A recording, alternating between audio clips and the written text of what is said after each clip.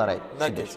विजय, तू सोबतच राहा, मला बातम्यांचे अपडेट्स तुझ्याकडून घेतच राहायचंय. आपण आता बारामतीला जाणार आहोत, कारण बारामतीवरून आपले नवनाथ बोरकर प्रतिनिधी थ्रू झालेले आहेत, त्यांच्याकडनं आपण माहिती जाणून घेऊयात. नवनाथ, मला सांगा, 28 जानेवारीला अजित पवारांचं निधन झालं. जिल्हा परिषदांच्या निवडणुकांच्या रणधुमाळीसाठी, प्रचारासाठी ते बारामतीत येत असताना हा दुर्दैवी सगळा अपघाताचा प्रसंग घडला.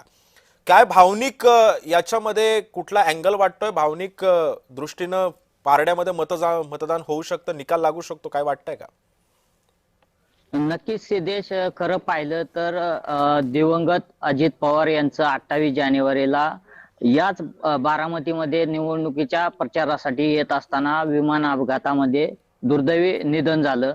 खऱ्या अर्थाने अजित पवार यांचा हा बारामती तालुका बालेकिल्ला समजला जातो आणि खऱ्या अर्थाने अनेक वर्षापासून पुणे जिल्हा परिषदेवर देखील अजित पवार यांचंच वर्चस्व राहिलेलं आहे. खऱ्या अर्थाने अजित पवार यांचं निधन झाल्यामुळे खऱ्या अर्थाने बारामती तालुक्यात कुणीही प्रचार केलेला नाही. फक्त मतपत्रिका जे आहे ते मतदारांपर्यंत उमेदवारांनी पोहोचवल्याचं आपल्याला पाहायला मिळत आहे. यामुळे आता खऱ्या अर्थाने भावनिक जी साथ जे घातले मतदारांपर्यंत गेलेले आहे. खऱ्या अर्थाने अजित पवार यांचे सर्वच्या सर्व उमेदवार जे आहेत ते या ठिकाणी निवडून येतील अशी शक्यता आहे. खऱ्या अर्थाने अजित पवार यांनी बारामती तालुक्यातील पंचायत समितीच्या 2 जागेसाठी भाजपला देखील जागा सोडलेल्या आहेत आणि यामुळे जिल्हा परिषदेच्या 6 आणि पंचायत समितीच्या 12 अशा एकूण 24 ज्या उमेदवार जे आहेत ते मोठ्या फरकाने या ठिकाणी बारामती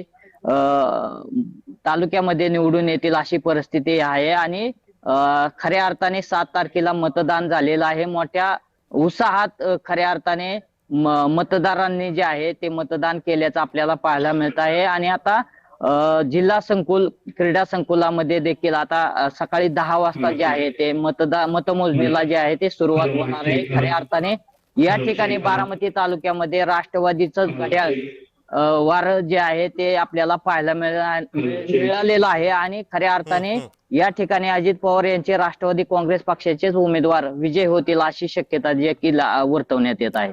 सिद्धेश, नक्कीच. नवनाथ, तुम्ही सोबतच राहा. आपण जरा शिरूरला जाऊया, तिथून आपले प्रतिनिधी अमोल दरेकर सध्या आपल्या सोबत जोडले गेलेले आहेत. अमोल, जसं आता नवनाथ